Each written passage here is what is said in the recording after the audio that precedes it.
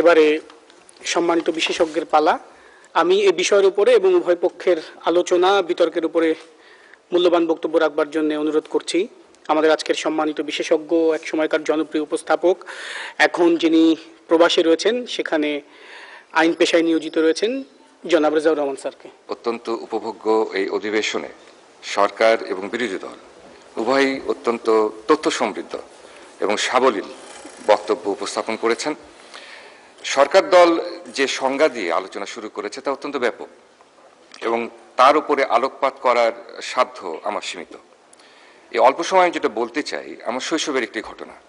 তখন আমি খুব ছোট, আমাকে দেওয়া হতো 4 আনা দিনের টিফিনের জন্য, এবং সেই 4 আনা দিয়ে আমি একটা মিষ্টি খেতে পেতাম, অথবা খুব কষ্ট করে অপেক্ষা করে না খেয়ে পরের দিন একটি ঠান্ডা পানীয় খেতে পারতাম। আমার বাবা মা আমাকে খুব ভালোবাসতেন, কিন্তু কঠোর অনুশাসনের মাধ্যমে মানুষ।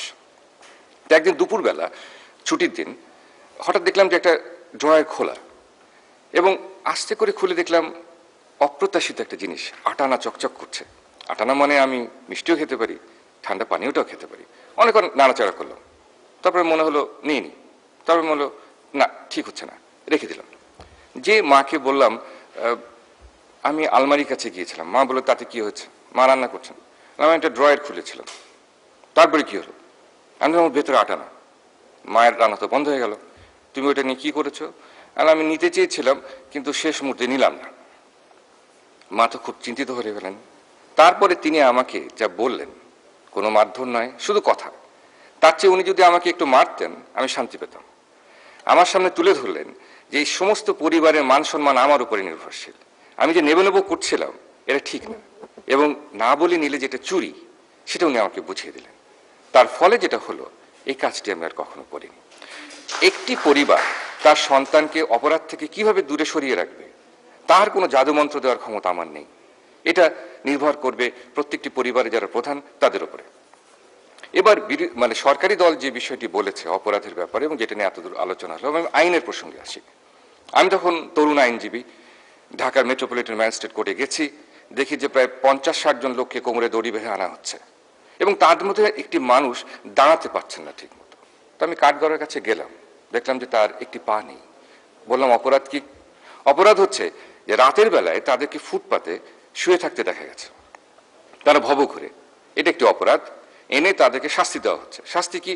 তোমার দণ্ড হয়তো 300 টাকা, যদি না দিতে পারো জরিমানা, তাহলে অনাদায়ে 15 দিনের জেল। তো আমি তখন একজনকে জিজ্ঞাসা করলাম, ভদ্রলোককে, যে আপনি কেন শুয়েছিলেন?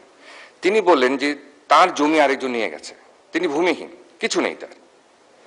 এখন সমাজ যে শাস্তিটা দিচ্ছে, শাস্তি পাওয়ার কথা সেই লোকের যে তার জমিটা নিয়ে গেছে, কিন্তু আমরা শাস্তি দিচ্ছি ভুল লোককে।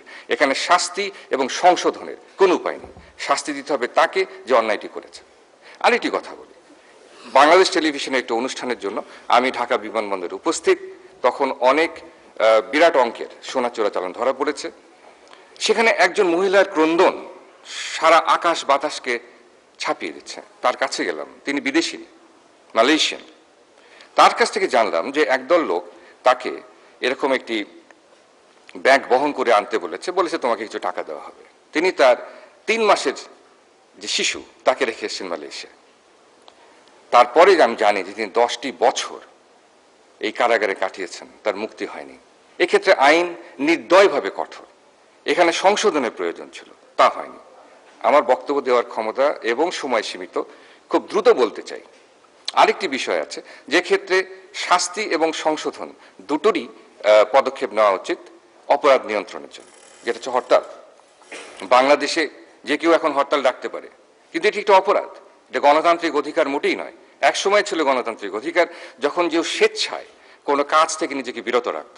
ব্রিটিশ শাসনের সময় এদেশের নাগরিকরা বলতো যে আমি তোমার সাথে নাই, আজকে আমি আমার দোকান খুলবো না, কালকে আমি কাজ করব না, আমি আমার ব্যবসা খুলবো না। কিন্তু এখন হরতাল হয়ে গেছে অপরাধ। যদি আপনি রাস্তায় বার হন, আপনার গাড়িতে আগুন দেওয়া হবে, আপনাকে হত্যা করা হবে। এক্ষেত্রে তাদেরকে শাস্তি দেওয়া উচিত যারা এই হরতাল আহ্বান করছে, এবং কঠোরভাবে যদি এটাকে দমন করতে হয়, এবং সংশোধন করা উচিত তাদেরকে যাদেরকে উস্কানি দেওয়া হচ্ছে এই কাজটি করার জন্য। সুতরাং সরকার দল, বিরোধী দল, বাংলাদেশে আজ গণতন্ত্র প্রতিষ্ঠিত, বাক স্বাধীনতা আছে, চিন্তার স্বাধীনতা আছে, যা এক সময় ছিল না। এর পূর্ণ সদ্ব্যবহার সংসদীয় পদ্ধতিতে সবাইকে করতে হবে। এবং তোমরা যে অনুশীলন করছো, তোমাদের পথ ধরে বাংলাদেশ আগামীতে এগিয়ে যাবে। ধন্যবাদ। ধন্যবাদ স্যার আপনার গুরুত্বপূর্ণ উপদেশ এবং পরামর্শের জন্য। আমরা আশা করি আমাদের উদীয়মান সংসদ সদস্যবৃন্দ আপনার মূল্যবান কথাকে বক্ষলগ্ন এবং চিন্তালগ্ন করে অগ্রসর হবে। আমাদের